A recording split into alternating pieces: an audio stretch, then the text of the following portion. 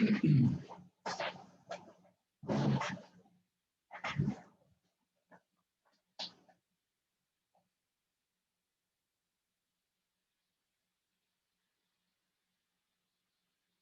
everybody, we're just waiting for a couple people to come in, so we'll be getting underway pretty soon.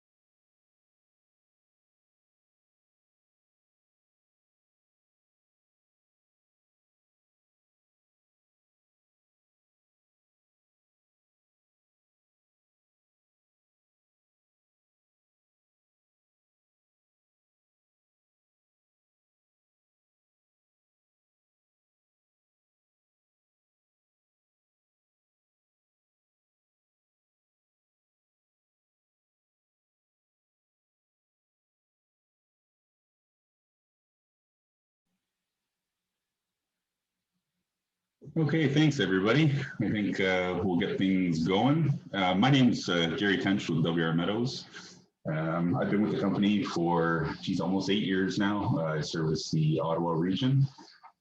We typically deal with Division 3 and 7, so anything from waterproofing to what we're going to talk about today being construction liquids.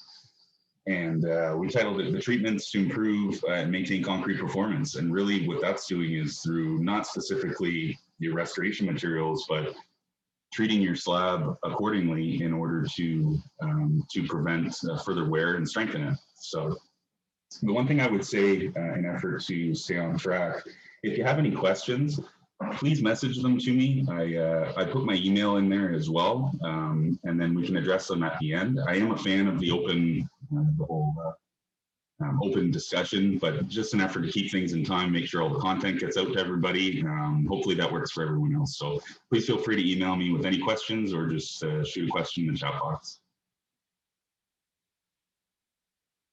So prime objectives, really the importance of proper curing of concrete. You know, we'll talk about the materials, the different types of materials, different curing methods, concrete cure and seals. So as I'm sure a lot of you are aware, we've got the curing compounds on their own, we've got the cure and seals, and then we've got the sealers. So we'll also talk about the membrane sealers, the penetrating concrete sealers. These are typically reactive with the concrete and substrate, and that leads into the chemical concrete hardeners and densifiers. These are liquid, typically sodium and lithium silicate, but we'll get into that a little bit further. And miscellaneous chemicals for proper concrete installation along the way. This would just be typical accessories and that type of thing. So the first thing we look at is the curing compounds. We've been working with curing compounds for decades now. I think it goes back to probably the 50s. We originally started with expansion joint, and that just kind of led into all the curing compounds as well. So what is curing concrete? Very simply put, which I'll try to do, it's basically ensuring that the concrete has the appropriate water retention rate in order to ensure that it's got the proper strength going forward.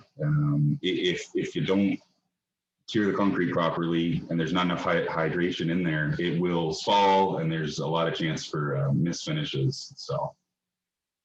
So concrete curing is action taken by a contractor to maintain the moisture and the temperature conditions. And those are the two really important things because, as we all know, all concrete's got water in it. So you got to pay attention to the moisture and the temperature conditions as well. But it's an action placed on the contractor to make sure that concrete acquires the appropriate strength. A couple things that can happen if you have too much water loss or miscuring, if you will. There can be a severe strength loss. That's number one, because if that moisture gets out, the concrete's not going to be able to achieve its desired strength. That's going to lead to definitely thermal cracking, especially in certain regions where there's a lot of freeze thaw, hair checking, shrinkage cracks, surface scaling. And the scaling is one that you'll see most commonly too.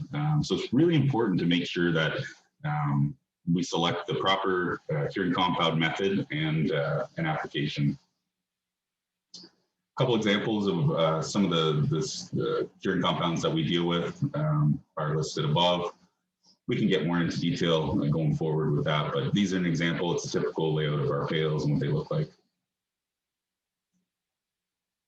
So commonly mistaken is the drying out process, and concrete curing versus drying out. You got to cure it. It's going to continue to dry out after that once it gets to the 28 days. So the curing is really moisture retention. It is strictly moisture retention, making sure that concrete sets to achieve its required strength. And then after that's been cured, it will continue to dry out as concrete does. This is, I threw some photos in, I think they're a really good way to learn. This is an example of scaling, like we just mentioned. This is clearly water retention loss. It was not kept, it was likely not cured properly with curing compound or even burlap. If they use some sort of a burlap or poly, this is indicative of inconsistencies in the hydration rate. So it's really important to keep the hydration rate uniform amongst the entire substrate. Some common curing methods, as we just mentioned, you got your burlap, cotton mats, rugs. There's other various fabrics as well. Plastic sheeting, typical like a 6 mil poly type thing. You can wet cure it, immersion or fogging. That requires a little bit more attention to the humidity rates and the temperature as well. And then there's the film forming compounds. And going forward, we'll just touch on a couple of the different options and some of the positives and negatives.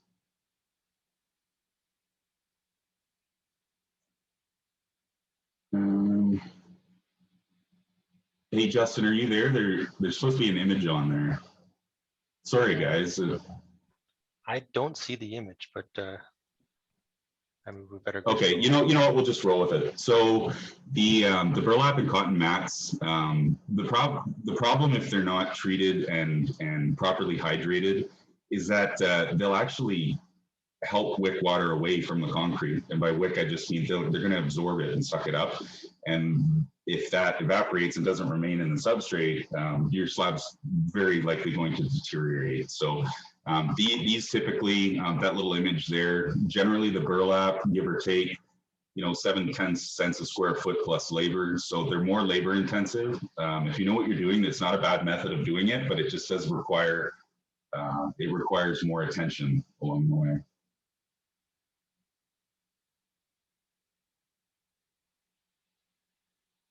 So the 6 mil poly is what we talked about. The one thing I'd throw out there, once again, it's not a bad method as long as it's attended to properly. They tend to actually leave some sort of a profile from moisture and the weight of the water within it. They leave a profile in the concrete which might not be desired. So the key here would, really be you got to keep them flat and you got to keep the water consistent in the weight and everywhere. Otherwise, you might have some sort of a wrinkle or inconsistency in your finish. Typically, these are around the same, kind of 7 to 10 cents a square foot, but they're very labor intensive. So if you do choose this method, just make sure that, that you're following application procedures accordingly. The most economical would certainly be a curing compound. This is what we deal with. We'll get into the details of the different types. The benefit here is that, you know, the actual curing compound does all the work for you. There's very minimal labor. You can see when it goes on, where it goes on, so that you're applying it in the proper application rates. But it's certainly the easiest way to do things. And we'll talk about application methods with pumps and sprayers and all that as well. These would be very low, probably 1 to 2, maybe 3 cents square foot plus labor. So the labor is quite minimum as well. So that, in addition with the material, would certainly prove economical for you guys or for any of your projects. And then the most economical, what I would clarify is this is the 1100 clear. So this would be like a hydrocarbon resin, goes on it's kind of got like a whitish milk to it, but it dries clear, dries completely clear. And then the other one would be your white curing compounds. These are wax-based resins as well. We'll talk about that in more detail, but they're just the easiest to get down consistently. Once again, larger or smaller, you can spray them. You can use proper machinery for larger highway applications if you'd like, but they're certainly the most economical. It's an example of like 1220 white or 1215 white for us. So the main specs that you really want to look for with the film forming cures as a reference point would really be ASTM C309. Sometimes you'll see 1315 get in there, but the 309 is really reflective of the ability to create a film. These are film forming curing compounds, and that film regulates the water retention rate, and it keeps that moisture in for as long as it needs to. The one thing I'd throw out there too is if it's an outdoor application, you put it on and you do, once it's on, you walk away. It dissipates with UV rays. It doesn't discolor or anything like that, but it certainly dissipates afterwards. So the type 1, you've got your clear, non-pigmented. Type 2, you've got your straight white pigmented. A lot of the time the white pigment is preferred because you can see it better than any of the other ones. So you can help control your application rates and you know, keep the excess use of material to a minimum. Class A, so unrestricted wax or resin. Class B would be the resin only. Typically, you're going to fall under the type 1 class A, that type of thing. I mentioned ASTM C1315, and it really kind of jumps into specialty items for specialty jobs. So the one to focus on, from my experience, certainly is the ASTM C309, and they do have to film a form, or form a film, sorry. Application rate, generally, you're looking at about 200 square feet a gallon. It dries very, very quickly, meets the water retention standards, and the reflectancy is important too. Type 2 being the white pigment. Another reason they like the white, individuals prefer the white pigment is because it's reflected. So a lot of that heat and hot air from the sun going on gets reflected off, and that just aids to the actual curing compound doing its job. So that's why the white pigments are so commonly referred to, specified, and used. But that's a little bit of a difference between them. And the VOC contents are quite low. We've got several, but that's one thing to keep in mind as well. This is a reference guide on our website. I'll touch on it at the end a little bit. It basically, you can search our website by ASTM or other specification standard, and then the materials we have will be listed there. So like I said, I'll touch on it at the end again, but I just want to throw it out there. This is our 1100 clear. It's touching on it's the hydrocarbon resin. So that would be the type 1. The 1100 clear is water-based. It's good for indoor, outdoor. Typically, you're going to see it outdoors, though, because sealers will end up being used inside, or concrete enhancers. It is a light amber color, but it does dry clear, which is important to remember as well. It's good for vertical and horizontal. The one thing I'd say with curing compounds of all kinds, if you're going horizontal, you can't apply it too thick because it is a liquid and it will run. You can always back roll that in a little bit if you see spots that are dripping a little bit, but It does dissipate, as with all our curing compounds. It'll dissipate with the UV and the heat and exposure and traffic. So this would be your type 1 class A and B. And then you've got your 1220 white, also water-based. It's got resins, white pigmented. This one's for exterior only. And really that comes down to, there's no real safety concerns. It's the way it looks. Picture a sidewalk or a highway, newly paved and laid. It's the white, it's very, very white, and it takes a little while, up to six to 8 months to dissipate. So if you use it on concrete interior, a lot of the time, the aesthetic appeal is not so great. This would be type 2, class A and B, same thing, generally around 250 square feet a gallon. So as you can see here, and I'll touch on this after with application methods, but he's using a Chapin 1949. So typically we want to be, you know, a hand pump sprayer is fine. There's all sorts of other different materials ways to apply it. But typically with your sprayer, you need 50 to 100 PSI, somewhere in that window. A little bit less, 45 is probably okay too.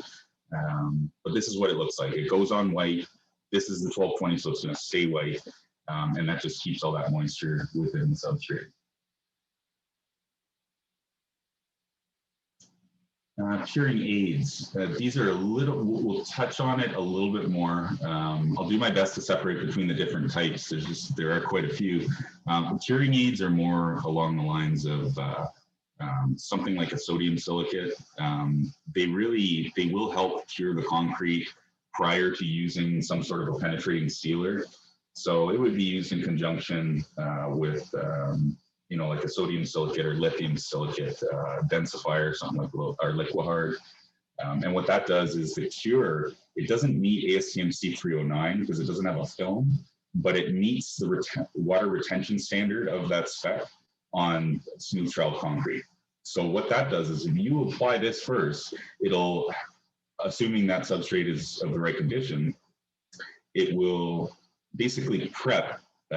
It'll help cure and prep that concrete so that you can use a penetrating sealer through it, or not through it. If they're, for example, if you have a curing compound and it's got a film, you can't use other sealers over top of it just because they're designed to react with concrete or bond to concrete. So the hardening, dust proofing, and this can be applied.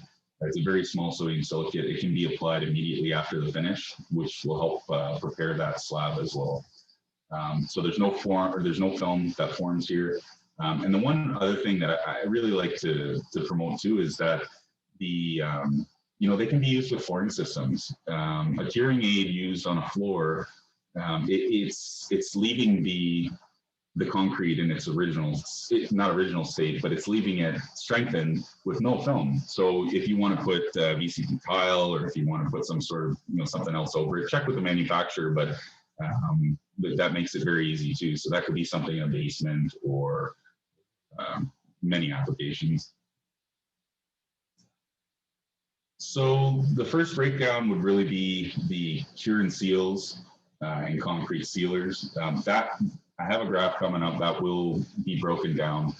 You've got your cure and seals, which do both in 2 coats. You have your curing compounds, which do their job in 1 coat. And then you have the sealers, which are the single coat as well. They don't have curing compound aspects. That's an example there of our DecoSeal water base being used on an interior decorative slab. And the DecoSeal water base it's got urethane in it too, so you can kind of see that it really pops and adds that extra strength. And then I'm not going into all the details of these products, but these are what they look like. This is our line. These are the cure and seal products, water-based and solvent-based. So that's what we'll talk about in the next few slides. So very similarly to the curing compounds, the cure and seals main spec for reference would be ASTM C309. And what's important with that is obviously it forms the film, and it keeps that, it regulates and monitors the water retention, which is required. So you got your type 1, which is non-pigmented, typically clear. Type 2, which is your white. A, non-yellowing. Class B, which is your moderate yellowing. And then class C is severe darkening. The most of the time, you're probably going to see class A and sometimes B. Minimum solids, 25%, give or take, 24, 25, 26%. The dry time's really, really quick with these, especially with the acrylic-based curing seals. Pull-off strength, 145 psi. They bond very, very well to concrete, and VOC contents vary depending on the material, but we meet the required standards where applicable. Here's an example. We talk about the non-yellowing, the class A, B, and C non-yellowing versus, say, moderate, for example. This is an example of something along the moderate lines, and then this is an example of a non-yellowing.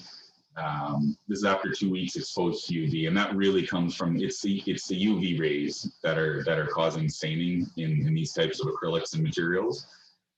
So if you really don't want any discoloration along those lines, that's when you would probably prefer to specify against class A, which is no UV inhibitors. So what you see on the right there would be what you get, and that's how it stays. So solvent curing seals, we've got quite a few.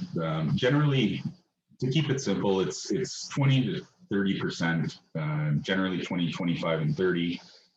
They're solvent based. The one thing I would throw out here with regard to cure and seal fresh concrete is to most effectively do this, what you want to do is actually put a real thin coat, your first coat, which is going to cure it. And then once the concrete's cured, that's when you apply the second coat of the same material. So there's no compatibility issues or anything like that. And that will help you achieve your finish. So you've got your cure, and then you've got your design finish, which comes along with it. It meets the required C309, 1315. The solvent base, these ones, you get a little bit more. I would say 350 to about 650 square feet a gallon. And bear in mind that if you're looking to use it as a two-coat system, the cure and seal, that's based on one coat, not the both. And then the 30 is very similar. It's higher solids, higher protection, higher sheen. You can build these up as well if you want to on the sealing side of things, but it meets required standards also.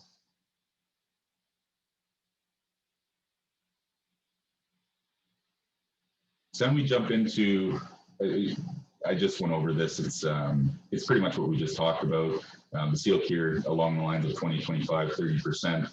And the one thing I would definitely stress is that if you're using a solvent cure and seal, don't use it inside. Exterior use only. The smell is potent. Even with proper ventilation, I recommend against it. So lean to the water base, which we'll talk about for indoor applications, which we'll talk about going forward. So these are the film forming, the water-based curing seals. They're going to achieve the curing compound requirements, and they're going to achieve the sealing compounds if you choose to use it afterwards as well. These water-based products, they generally go along the lines of the same thing, 20, 25, 30%.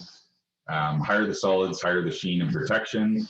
But don't, if you're a little bit worried or hesitant about going with something too thick, that's when I would always say, go with the 20%, and you can always build it up. There's nothing worse than putting a sealer down too thick. It just won't bond properly. But if you do nice thin coats, you can build it up, and you could actually build it up to the level of protection and sheen as something as a higher solids content. It would require a little bit more labor, but it can be achieved. 25 solids, the Bocom 30% solids. They all meet ASTM C309 and 1315, type 1 class A. And the one thing I would say, if you're leaning towards higher protection of oils, abrasives, staining, that type of thing, it would be recommended to go with the 25 or 30, just because they've got more solids in them, they've got more acrylic in them, and they're going to protect against those spills, those types of spots. We recommend still in white, but it's significantly more protection. So the spray equipment,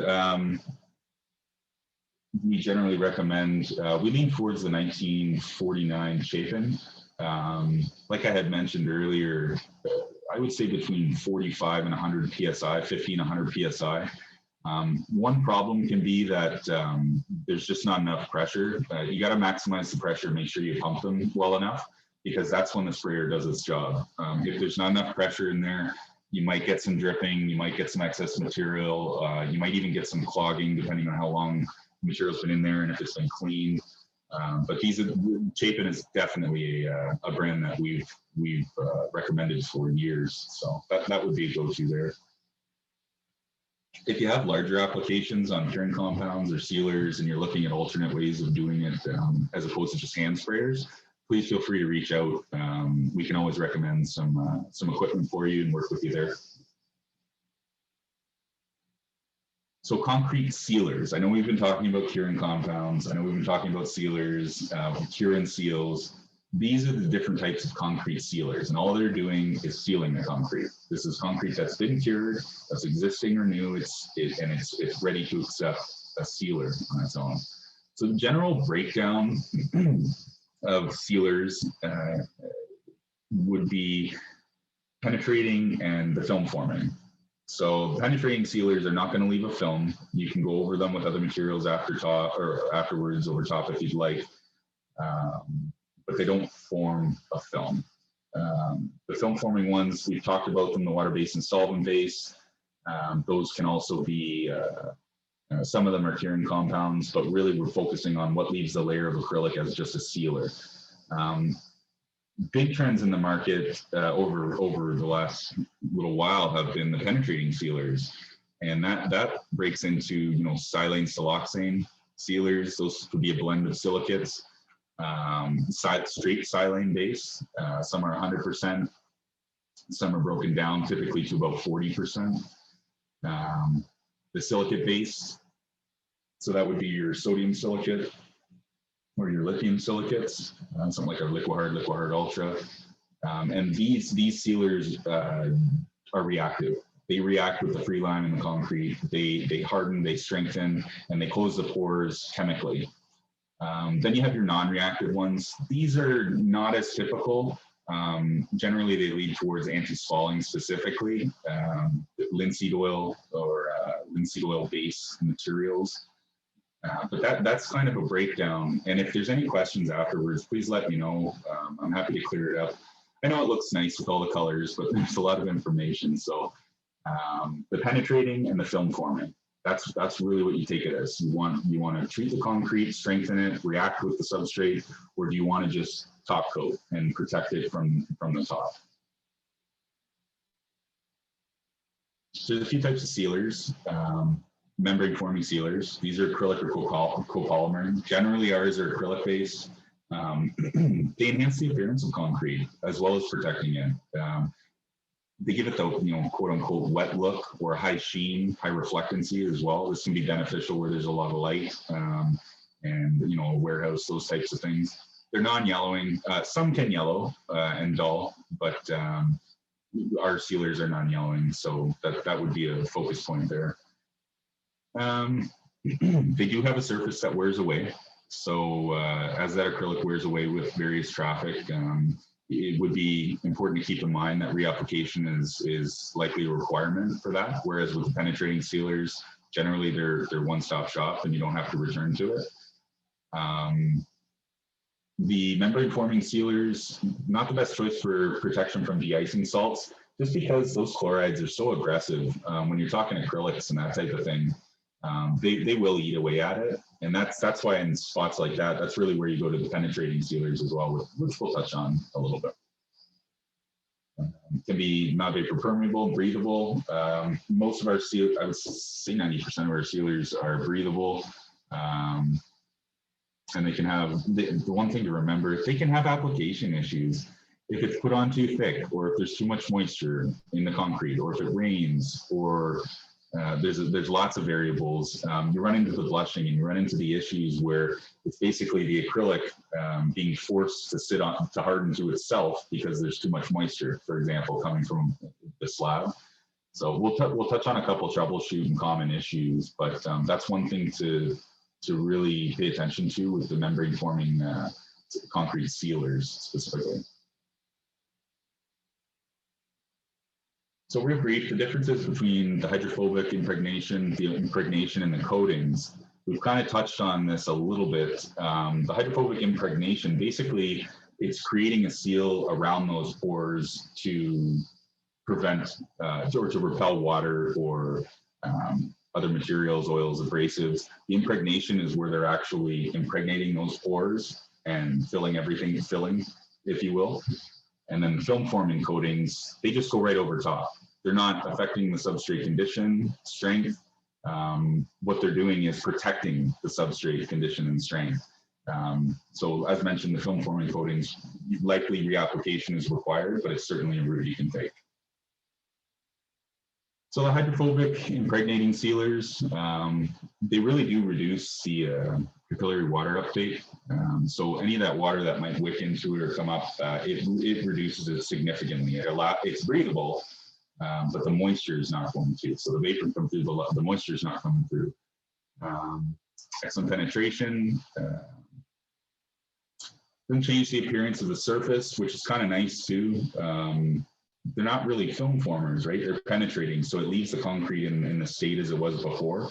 Some aesthetically will darken a little bit, but generally speaking, it's being left in its original state.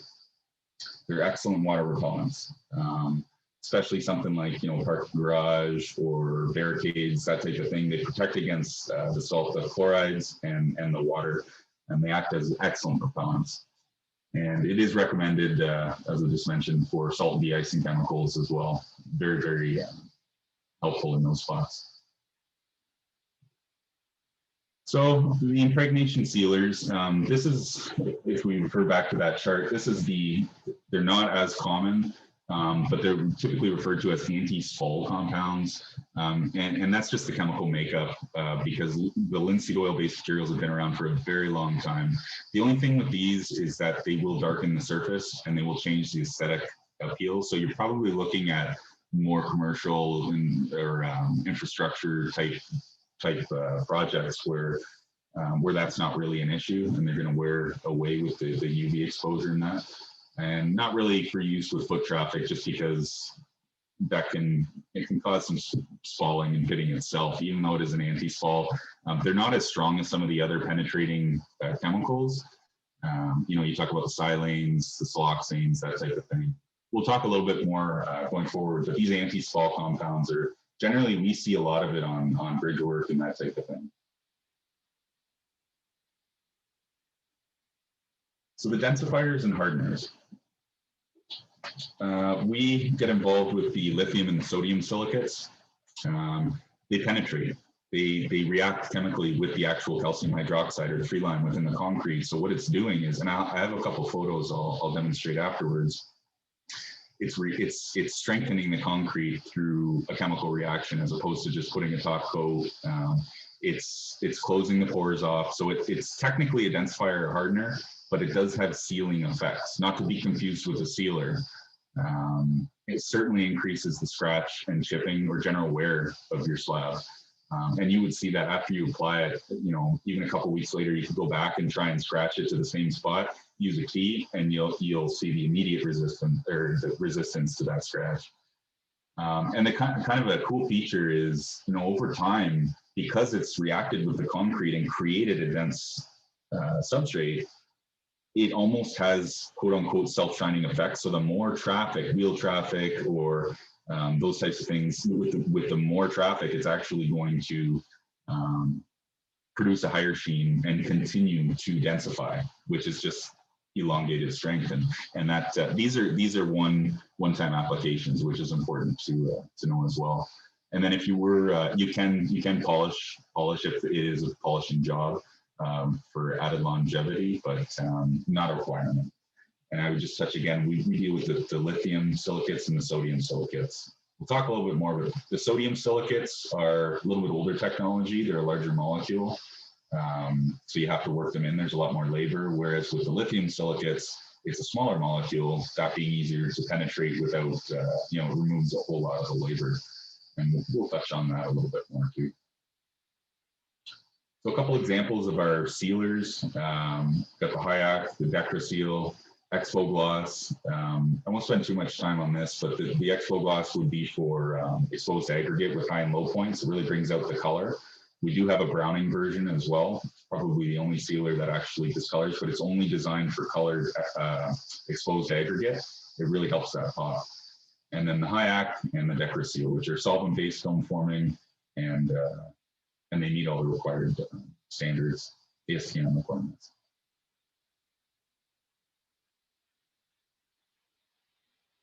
Then you got your film forming water-based sealers versus solvent. The Div3 seal water-based, I would just refer to this as an acrylic urethane blend. There's lots on the market. I think it would be important to consider something like this where originally we got involved with pool decks, and the added strength of the urethane really makes a big difference. And you might think the urethane might yellow. It does not. The sealer does not yellow whatsoever, and you get that added protection as well. So if you got, a saltwater pool or something like that, definitely added protection. And then the Bellatrix, which is more concrete enhancer. It's a blend of silicates as well, but it's designed for use on very dense concrete, whereas other sealers might not be, the best fit for that. Bellatrix has extended, as you can see, the coverage is quite extended. It's good for indoor, and you can actually use it over top of any sealer as well, just as like a top coat. Gives you the stain resistance is really important there as well. So if you're talking warehouse where it's been densified, that would be something to look at. So here's an example of the Div3 seal water base being applied or after applied to a colored concrete floor. This was indoor, and you can see that urethane really brings out the reflectancy as well. And this can actually help reduce electricity costs too. You can alter lighting and change lighting conditions and allow for the actual sealers or the polish or the finish of the floor to help light your rooms, which is really nice as well. If anybody needs photos or additional documentation afterwards, please feel free to reach out and I'll be able to get that for you. Apologies, the image looks a little distorted, but you can see clearly this is the Div3 seal, and this is applied on stamped colored concrete, and you can really see once it's been power washed and prepared, you just brush right over it. Very thin coat, about 250 square feet a gallon, and it's going to start to bond immediately. You should probably be okay for foot traffic within 4 hours.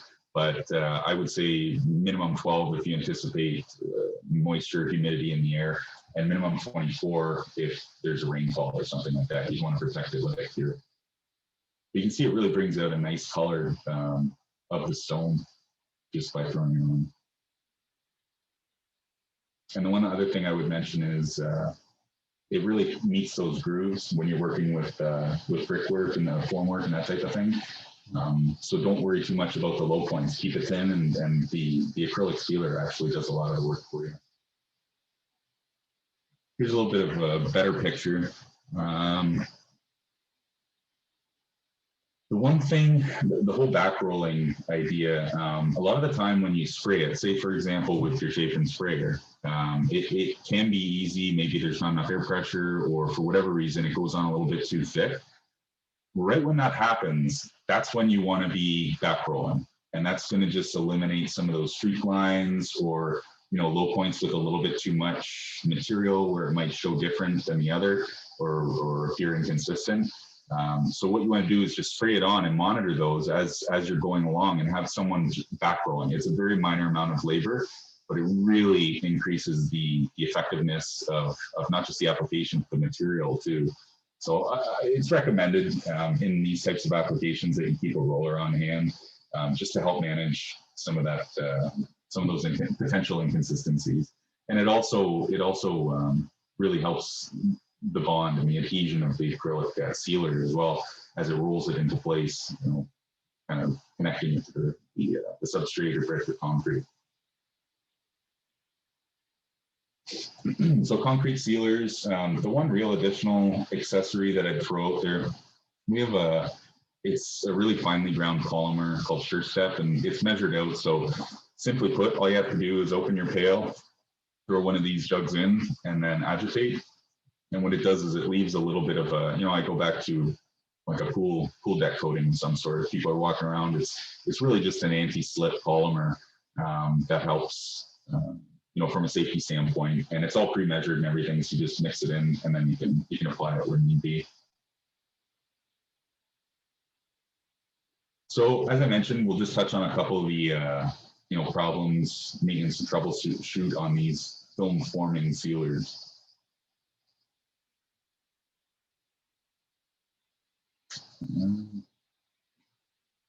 This is a kind of example here of a mechanical bond versus what we talked about versus like a film. Forgive me, I think there's a piece of the image that's not quite showing up, but I will follow up with that. It's just an example so you can see when it penetrates versus when it's not penetrating as much and it's just kind of a film on the top.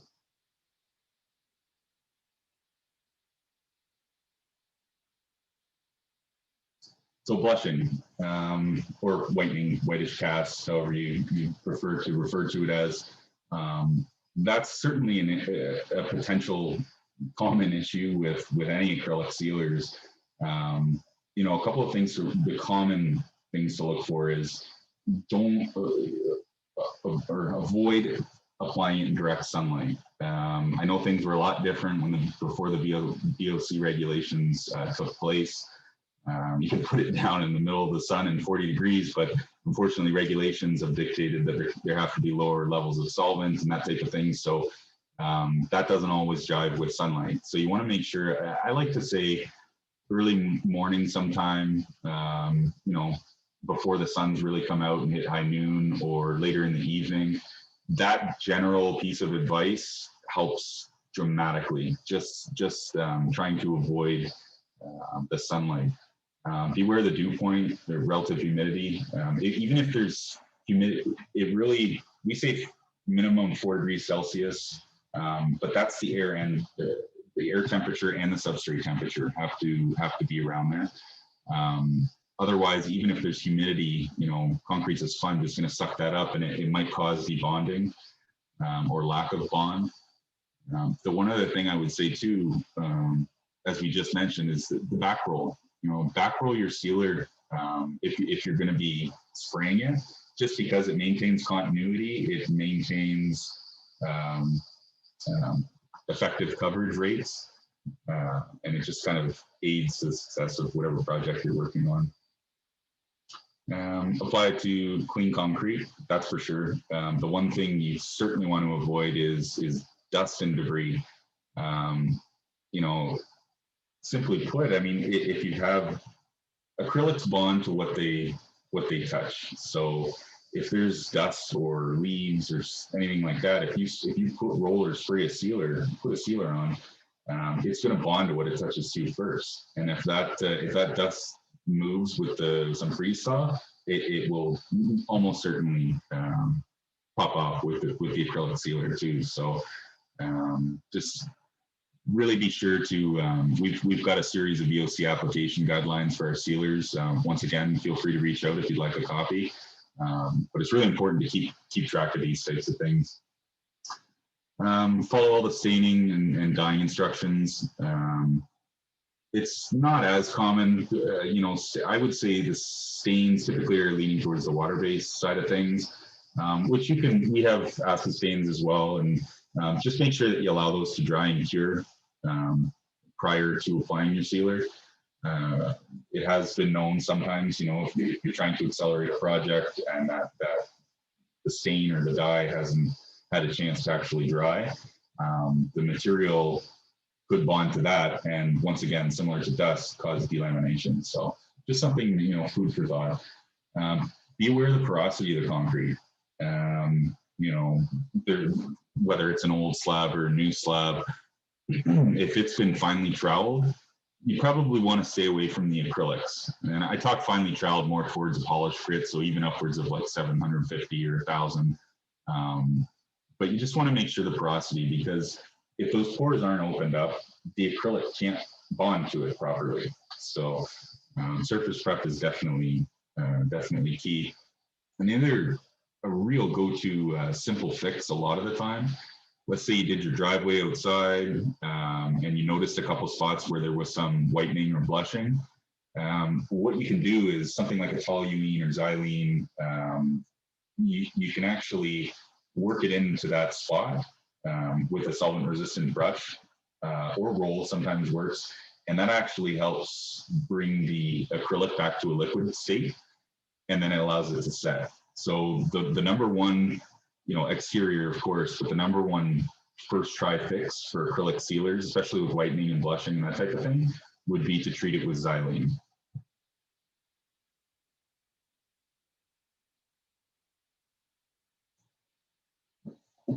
So here's this is what can happen if you don't help the application with the back roll. This is a perfect example of where it just went on too thick. It went on too thick, and there's a little bit too much moisture in the concrete. So basically it cooled up, and then the acrylic started to harden as itself. So it's not getting a proper bond. It's not achieving its proper tensile strength or anything. But in a spot like this, what I would do is certainly treat this area with xylene. So roll it or break it on, work it in with the microfiber brush, solvent-resistant microfiber brush, and that would help it bring it back to a liquid form. And you would probably find it might take 2 or 3 treatments, but more often than not, with one, you'll find it will make a significant difference in the actual appearance. Thin to win. I know it sounds cheesy, but with sealers, thin to win, because you can always add more. You can always add more.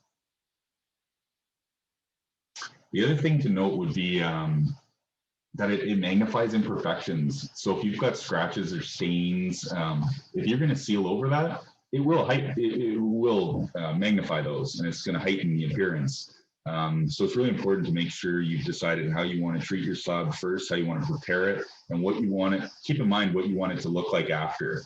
So if you've got it all corrected and stain protected, that's when you'd want to go over. If it looks good before you put an acrylic sealer on it, it's going to look better. If there are inconsistencies, it's just going to magnify those. So something I'd just like to throw out there. I think that's really important. This is another example of over application. You can actually see where it cooled up and it wasn't continued onto the whole substrate.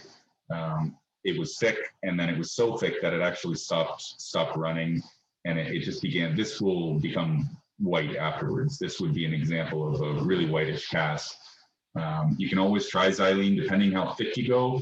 Sometimes you have to mechanically remove it too, or grind it away and break it down to that concrete so you can apply another layer. The other option would be to continue over it, but even if you continue going at the right application rate, you're still going to have that line right down the middle separating the two. So you would see the difference, but you could continue along.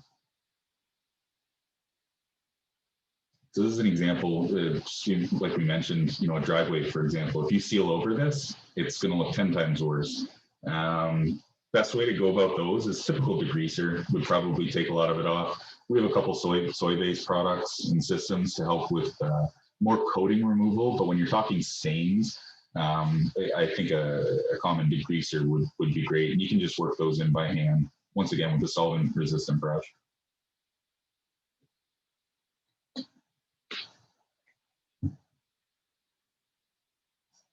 So surface prep. Surface prep is key. I know we've kind of touched on little bits of this here and there, but you really want to make sure it's clean, that the pores are open, and that the acrylic has concrete to bond to, as opposed to anything else. You can generally achieve this with, even 1500 psi power washer. It just removes enough. It removes enough of the substrate to just open it up to accept a new material. There's other grinders and buffers as well. Majority of the time, power washing is the most effective and economical way to go. If you have spots where you really can't get that grit out, that's when you'd want to look at a grinder.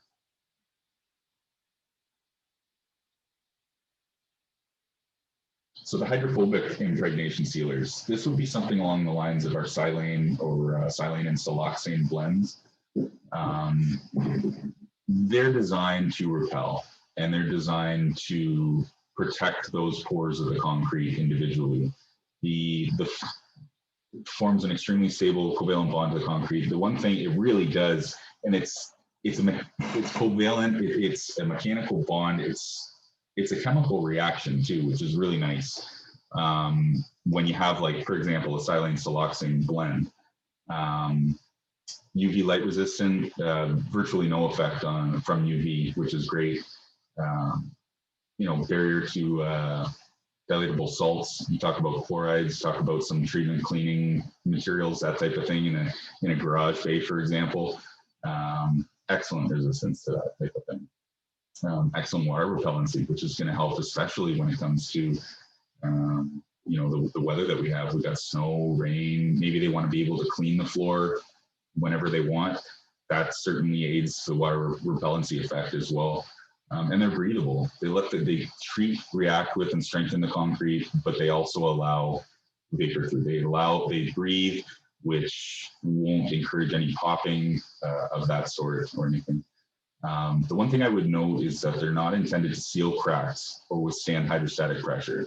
If you've got a situation where you're below the water table and you need protection against hydrostatic pressure, you need to be looking at coatings, which we also deal with. But if that ever came up, please reach out. The sealer in a spot like that, it's just the hydrostatic pressure, because it leaves the concrete in a similar state to where it was, although stronger, it could still pop. Hydrostatic pressure can really add up, even if it's not that far below the ground. And it's not intended to seal cracks. You can use it over cracks, but it's not sealing them. And the one thing I'd encourage is treat the cracks prior, because once that freeze thaw could potentially come into play, any sealer in those spots may actually break apart as the concrete breaks apart itself. So just be sure to treat cracks. You should be up to about, I would say, 1/8 inch. 16th H or 16th or an 1/8 inch. But yeah, just food for thought. I want to throw that out there. This is a really long slide, sorry, but there were a couple points that I just wanted to highlight with the silanes and siloxanes. With the silanes, they actually require a desired level of pH within the concrete to catalyze, to do their job and to react. Whereas the silanes are not dependent on that.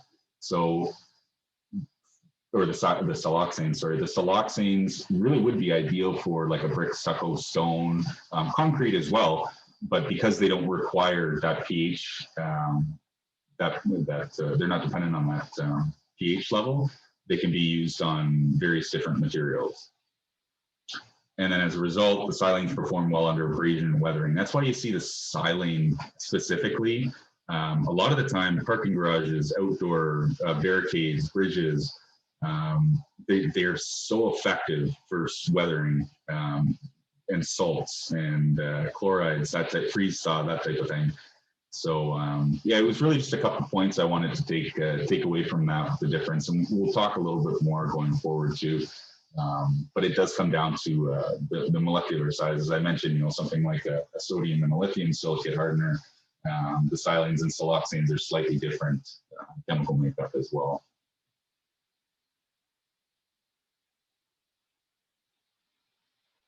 So the hydrophobic impregnation sealers. I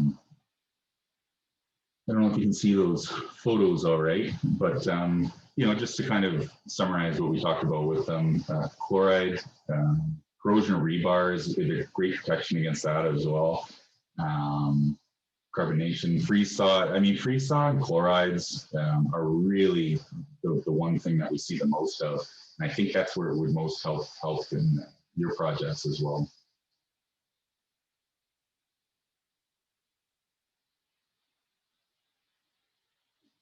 So the effectiveness of hydrophobic impregnating sealer is subject to the following. So obviously the porosity of the substrate. If the pores are not open enough, obviously it's not going to penetrate to the same degree. If they are open, you'll get a little bit better penetration, but pay attention to the coverage rates as they can change. If it's a really porous material or substrate, it's going to accept more material, which is good for added protection. Penetration depths depend on the amount applied. Relative humidity of the substrate obviously is very important. So you want to under ideal temperatures and humidity. Concentration of the active ingredients. So basically, I have mentioned it reacts. It's going to be reacting with the substrate itself and creating a new form, if you will. A couple examples, you know, the Intriguard silane siloxane. This is something, you know, it sprays on white, there's no film, but you certainly, it will penetrate this, but it could be used on, this is an example of that, brick, masonry, stone, that type of thing. Concrete as well, whereas with the silanes, whether it's 100% or 40% active, the silanes, they just have different requirements with the humidity and that type of thing.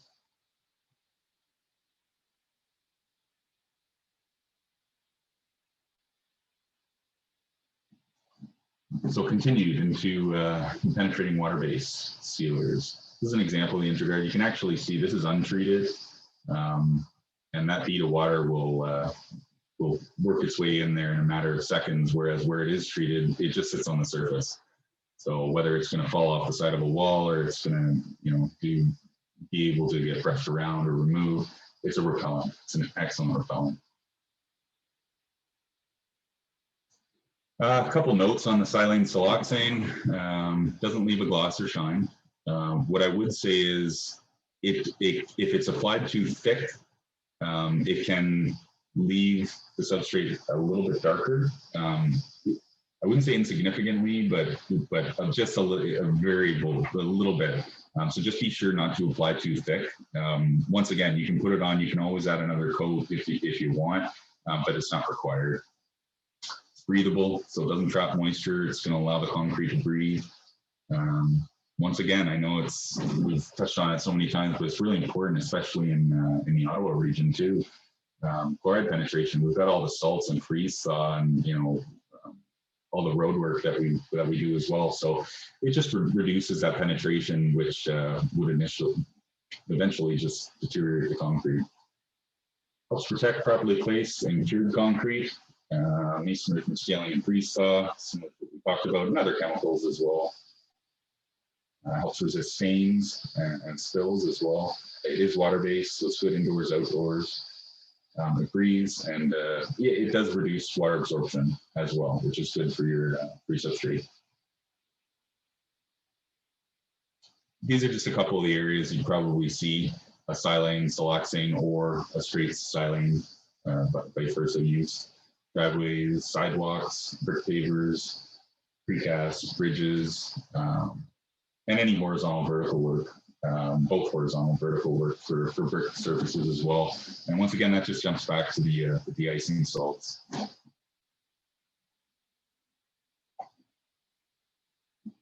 So this is the silane siloxane continued a little bit. Sorry if it's a little bit repetitive. I just think some of these things are really important to touch on. Must be protected from rain. You can't have moisture in the concrete. Concrete's, think of it as a sponge. You wouldn't hold it under running water before you apply something to bond to it. So just make sure that you know, it's protected from rain and, you know, high humidity levels and moisture. 4 and 35, that 4 degrees Celsius is really the point you want to look for. I wouldn't go lower than that. And that's both the substrate temperature and the air condition temperature as well. And we've basically spoken about it. It applies similar to our acrylic sealers. You can use the Chapin as well, but yeah, do not over apply. That's the one thing you really want to pay attention to. Dries to touch in 1 to 2 hours. Under ideal temperatures, I've actually seen it dry to touch in 30 minutes, but we test for 1 to 2 hours. So it dries quickly. It dries quickly and it allows for traffic very quickly as well, if that's a requirement. So here you can see it. The material itself is a milky white. It looks inconsistent. This is not actually inconsistency. It's just the way that the sun fell on it. We went really thin, and you can see it goes on dark, so you can see where you've applied it. you let it sit, and then within a few hours, it brings it back to virtually how you finished it. You know, if it was a smooth trowel or fresh finish, that's what it's going to look like. And it's had a chance to react, penetrate, and actually do its job with the concrete. So just again, you can see like a before and after. And the one thing I really like too is to be able to see where it's going down, so you know you can monitor application rates and that type of thing. And there's after.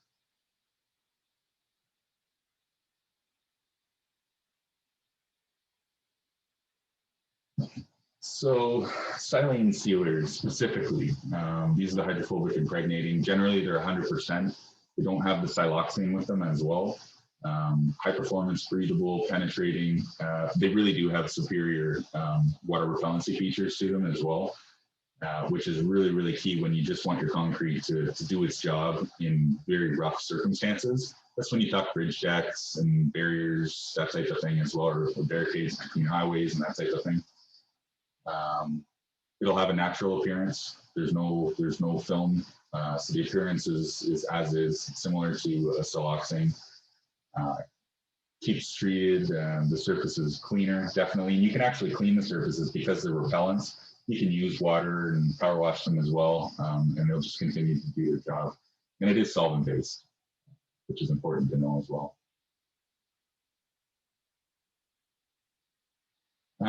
Just a side note, I had mentioned we had a remover. This is not something like a xylene or toluene or an aromatic solvent. It's a soil-based material. It's really for coating removal, but it can work with some sealers if they've been applied thick, etc., or something like that. Basically, you put the material on, you cover it with a poly, and then you let the material bond to whatever's there. And then you come back, and when you remove that poly, you just strip the whole poly up, and it pulls the material and what you're trying to remove with it. I have a photo, I think the next slide. Yeah, so you can see there was a coating they're looking to remove on there. So what they did was they applied, brush, spray, whatever. Brush and roll is probably the most effective way. You put it on, you put your poly on, wait 6 to 8 hours, and then when you pull that poly up, it actually just pulls everything off with it, leaving the concrete prepared and ready to actually accept the next material. So just a little food for thought. So real briefly, the dusting process of concrete, and this is why we talk about curing aids and hardeners and densifiers. It's really just a thin, weak top layer, and whether it's wear or maybe there was too much surface water during the finishing process, it can leave that dust increasingly unexpected going forward. So there are ways to treat that. You can clean it and then you use your densifier, which we'll talk a little bit about, and we already have. Other possible causes include too much water in the mix. That's possible as well, and various other factors. But it's really about how to treat the dusting or prevent the dusting going forward, because that can be a safety hazard, absolutely, both respiratory and maybe slip and fall. So that's important to note. So the curing aids, I had touched on it real briefly before. Typically, you're talking about some sort of a silicate, sodium, maybe silicate-based material. No wax, resin, or solvents. It's clear, water-based, good for indoors. It penetrates. It's not going to penetrate to the same degree as something like a curing or a penetrating sealer, but it does penetrate. The hardener is, you're going to get the dust proofing effects. So you get some hardening effects out of it, but you also get that dust proof, and that's what's really, really important here. And not just the curing aids, but some of the other compounds and the densifiers and hardeners, those really help against dust proof and dusting maintenance. No film form, so you don't have to worry about that. And it can also be used with other flooring systems, which is along the line of any sodium silicate or lithium silicate based penetrating material. Runners, densifiers, dust proofers. So the sodium lithium silicates, something like a Liquihard or Liquihard Ultra. They penetrate. I mean, it really depends on the condition of the concrete molecularly, but if it's been prepared and it's been cured properly, they will be accepted. The dust proof produces a floor which is somewhat self-polishing, quote unquote. We had talked about that before, but that's really just about, you've created a dense, you closed the pores off, created a dense surface. So all that traffic and whatever else is going to be following will actually help to continue to polish the substrate, which is kind of a neat factor as well. Excellent abrasion resistance, much tougher than a film forming sealer. I wouldn't even use the word tougher now I think about it. It's different, but longer lasting, single application. You can use things over other systems over top of it. Whereas a film forming sealer, they can be very, very rugged and tough, but technically they're just bonded. So you can break them off or peel them off. Whereas with these types of materials, you can't. Good resistance to moisture drive, definitely, which helps depending whether you've got some sort of vapor retarder under your slab, that might already be doing a lot of the job for it. If you do use that, use a hardener. There's no issues there, nothing to get trapped in between. So it does breathe, which is nice too. And it's typically used in the diamond polishing industry, which is important to know as well. So another fun slide, the calcium silicate hydrate. Basically what you can see at the beginning is that's after your concrete has been cured, assuming cured to standard. Well, what you want to do is you've still got those little open areas that may not have gotten 100% of the densifier within. And when you actually apply a sodium or lithium silicate, it reacts with the free lime, if you will, or the calcium hydroxide, and creates a denser surface. So it's basically chemically filling in those pores to create a dense surface. So really the takeaway from this would be, before and after, you can simply see that any concrete cured, appropriately to standard is generally going to have more open pores. When you treat it with a densifier and work it in or not, that's when it's actually going to fill those pores and just create a more dense surface that you can work with, longer lasting, structurally sound. So I like this slide just because visually you can see what it kind of does. But it is a chemical reaction, which is important to know. And this is just an example. We've talked about it. You can see the notes below, but you can see untreated. There's certainly more pores or more space, if you will, void space. Whereas after it's been treated, it crystallizes and actually helps physically fill those pores up. So that's kind of nice to see on a molecular level, the example of before and after. Here's another example, untreated, more porous spots. You can just see it fills it right up, and it kind of pulls everything together pore by pore. So the densifiers and hardeners, Liquihard Ultra, those will be the go-tos. The Liquihard is a sodium silicate. Long and the short of it, it requires more labor. Being a larger molecule, you have to work it in, and then you have to make sure you rinse it off, because otherwise it will harden to itself. The Liquihard Ultra is something we've kind of get involved with the lithium silicates for years now. It virtually removes a lot of that labor. Material cost is more expensive, but it ends up being about the same, if not less. You cut out a ton of labor because it's a smaller molecule, so you can spray it on, and you don't have to worry about all that rinsing and mopping and then rinsing again. So Liquihard Ultra is definitely the lithium silicate side of things. Could certainly make your life easier. But just understand the difference between the two. The sodium silicates require a lot of labor just because of that's how the material is. And the lithium silicates virtually remove a lot of that. And then you can always treat over top with the concrete enhancer Bellatrix we've talked about. That would just be for, if you've got additional stain worries or that type of thing. But it is good for dense concrete, whereas a lot of including ours acrylic sealers be wary around a very densified surface, just because they might not bond. If it's not porous enough, they just wouldn't bond properly. And we touched on this a little bit, oil penetration, grease penetration, chemical penetration, staining, and it's safe. lots of different applications you could consider for this, from warehouse to a residential application. We do recommend spill and wipe, obviously. If you notice a spill, wipe it up. But you get excellent penetration with these, especially the lithiums, because the lithium silicate just works even further down into the concrete, creating a much more protected slab. Here's an example of, this is untreated.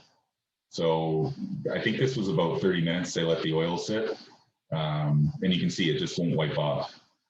This one was actually treated with lithium silicate, Liquihard Ultra, and it's under the same conditions, and 30 minutes after you could actually wipe it right away. So you can see it does have excellent oil and abrasives resistance to stain and that type of thing, which is really, really good for shop and warehouse floors, especially.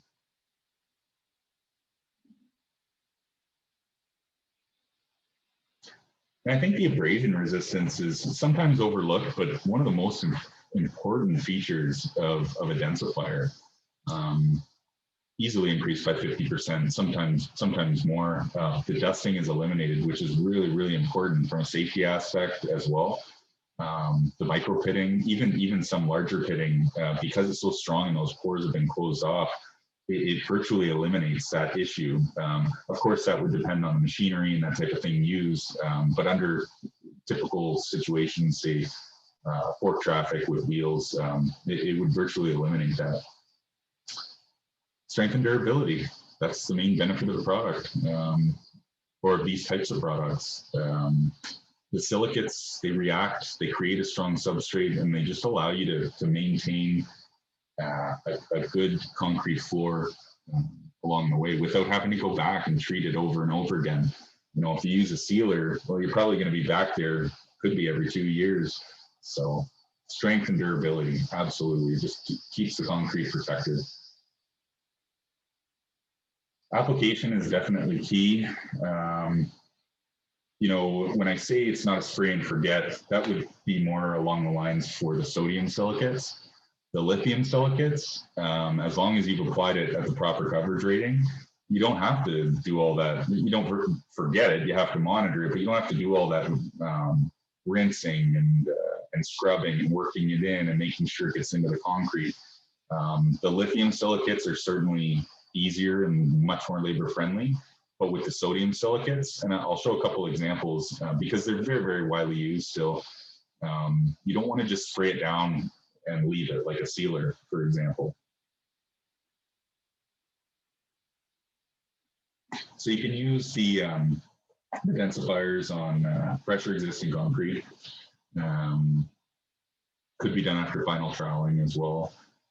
Maybe applied to existing concrete, as long as it's free of curing compounds, oils, and contaminants. So just like with the sealer, I mean, if you want this silicate to actually do its job and have that chemical reaction, you want to make sure that it doesn't have to go through anything first. You want to make sure that the concrete's ready to accept it. So brief treatment, sometimes grinding, but generally, power wash and then let it dry would go a long way with these materials.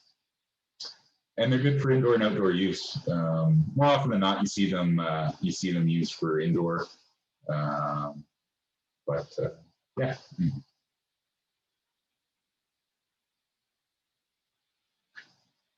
So once again, it's really important with the sodium silicates, especially to make sure you follow the proper coverage rates.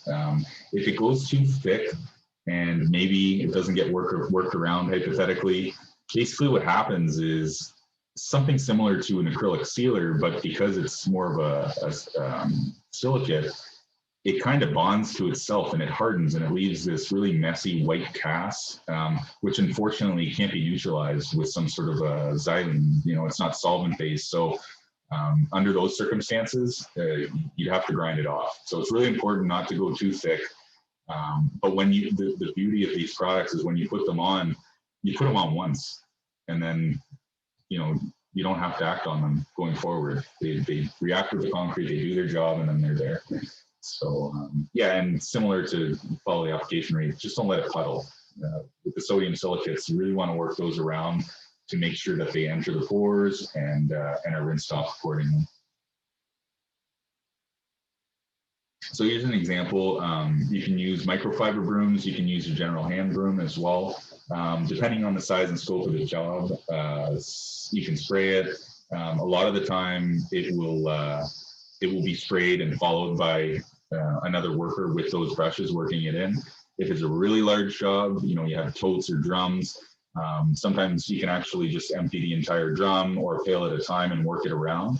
But it's really important to work it, not work it around, work it into the concrete. Being a larger molecule, once again, you have to work it in there and then rinse it off afterwards, so it leaves the concrete in its appropriate condition or required condition. So we'll touch, I think it's actually covered in the next slide. Keep surface flooded. That's really important just because you're going to be working it around too. And I have a couple photos which will better dictate that as well. Here's another example. You can see it gets worked around. You can get these brooms and brushes, microfibers up to, some of them are 12 feet wide. So depending on the actual job or scope, you can cover more material or cover more square footage of done. And this is what you want to be doing while you're rinsing it in. And you can already see there's more labor involved for the sodium silicates. You do want to mist it with water, especially during your final scrub. And what that does is it just makes sure that as much of the material as possible can be worked in, and it makes it easier to rinse off. So you really, there's a lot of rinsing and watering going on with these types of materials. Once again, just like with you know, an acrylic sealer, for example, you want to make sure that that the substrate's free of all contaminants or dust or debris and that type of thing. You really want to prep it. Think of it as you're opening the sponge to accept the material. So when those silicates, you know, go in, they don't have to work through something or get stopped by dust and debris or stain or something like that. So I mean, as with anything, surface prep is absolutely imperative with these types of materials. Slippery spots remain. You can scrub and flush again. The one other thing I'd throw out there too is if you're on a site where this has been done and you notice within, you know, say 2 or 4 hours that there's blushing occurring or that it's not penetrating for whatever reason, run it with or rinse it with warm water, and that really only works temporarily if you catch it in time. If you do run into a spot where that happens, feel free to reach out to me and we can walk through it. But it has worked in the past. If you catch it soon enough, warm water can help kind of dissipate material and actually keep it in place. This is an example of a final rinse. You know, they had worked the material and or applied the material, worked the material and kept it wet, and then they did a rinse. And then you do a final rinse to make sure it all, like that white that's coming off is the silicate itself. So that gives you an idea. If that was just sitting there, it would harden like that, and that's what it would look like. And the one thing to note too afterwards, after these treatments, you can clean them. You can use cleaning products, you know, water, soap, whatever. But as long as you've applied it properly, it's really set to do its job. One other example, the concrete enhancer accessory, we had talked about Bellatrix. Think densified concrete. If it's a dense surface and you still want to seal it, that's where you'd use this. We also have a polishing system in DuraShine, which that's more about the actual grinding patterns, but it can be used on dense floors. It's a sealer that can be used on densified floors, which is kind of unique. So if you have a spot, warehouse, for example, or somewhere where you've applied lithium or sodium silicate as a hardener densifier, the Bellatrix can be used over top. And the one other real cool thing about this product is it can actually be used over existing sealers as well. Sealed concrete, treated concrete, because it's just the molecular makeup, it's so good for really dense surfaces. It can work on non-porous and porous materials too. So it's an enhancer accessory for sure. It's not technically a sealer, but added protection, most definitely. enhanced shine, stain resistance and abrasion resistance. It increases the abrasion resistance. A lot of the time, the hardener intensifier itself is going to be achieving most of that. But this would certainly help with stain resistance as well, having that Bellatrix on. And the other thing to note about Bellatrix is you can reburnish it whenever you want. Well, not whenever you want, so I guess it would have to be every 24 hours. But if you wanted to just bring it back to it heats up. You'd burnish it with like 200 to 400 grit. It heats it up, brings the material back to a malleable state and sets it back into place. So the fact that you can reburnish this is even over existing acrylic sealers is pretty cool because it just helps maintain the material. And once again, you don't have to apply it again. You just keep reburnishing it and cleaning it along the way. This is just an example of the microfiber brushes that we would use. I've used this before, and this stuff actually goes on really, really nicely. It's not your typical spray roll sealer. It's a very thin material. But when you start using it and mopping it, you can see it instantly, the sheen change and the reflectancy and the protection. And it cures very, very quickly as well. But these microfiber pads are certainly what you'd want to use for that.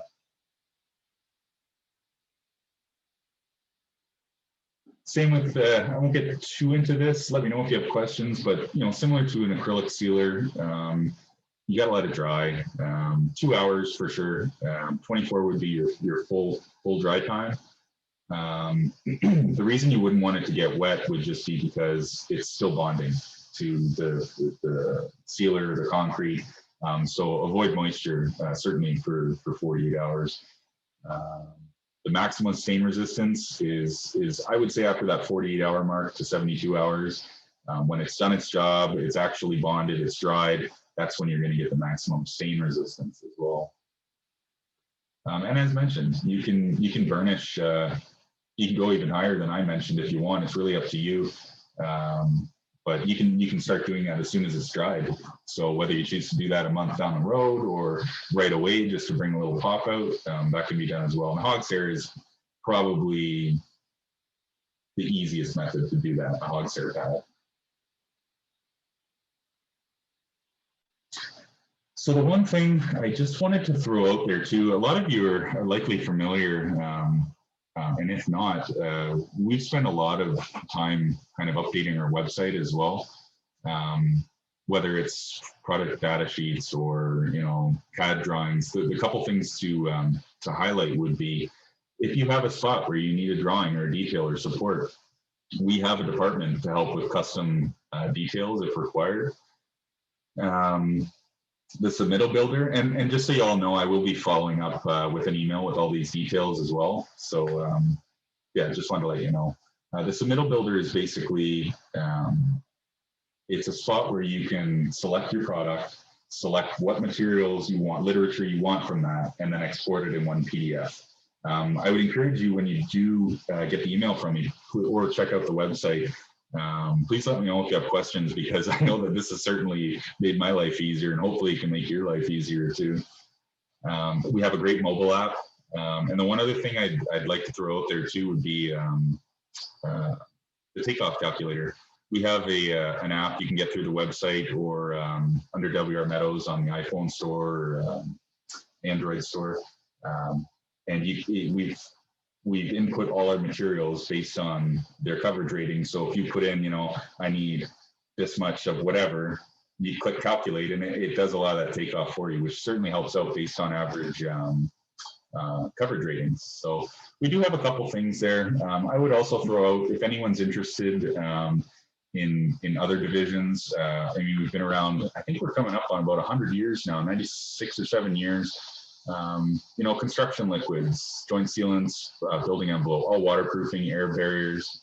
If there's anything concrete related, division 3 and 7, I'm pretty sure we have a solution. So I would encourage anybody to please reach out to me, and I'm happy to help you out. Anyways, I was trying to keep it as succinct as possible. I do hope that worked for everybody. And I just want to say thank you. Thanks everybody for taking the time. A little bit shorter than the full-time frame, but I hope it was useful.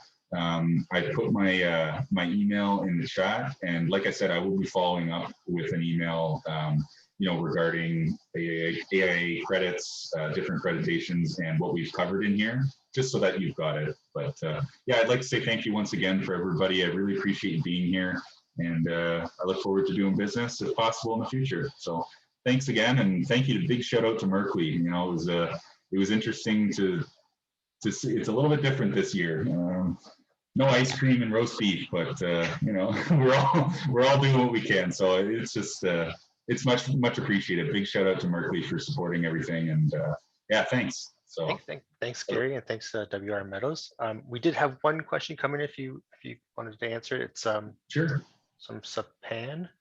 He says, does the Div3 seal need yearly upkeep and sealing, or does it last for the life of the concrete? So forgive me if I'm wrong, Selpan, it probably would require a reapplication depending. I mean, if you've got, think about it this way. If you've got freeze thaw and you've got traffic, whether it's a driveway or, I mean, it really depends on the application. So I would throw that out there too, but it will wear away. The Div3 seal is an acrylic film forming sealer, so it will wear away. It will last quite a while. I don't know if a year is really quite there. It does vary. Generally, you can get upwards of about 1.5 to 2 years with that. The one thing I would say, just to touch on it, would be look at the Div3 Seal Plus. The Div3 Seal Plus actually penetrates and films a form as well, and that would be more of a single type application there. I hope that helps out. Excellent. Nope. Thank you so much, Gary, and thank you, WR Meadows. Absolutely. No, back at you. And thank you for everybody for taking the time. It's appreciated. So feel free to reach out, and I will be doing the same. Good afternoon, everyone. All right, great. Have a good day, everybody. Thanks again.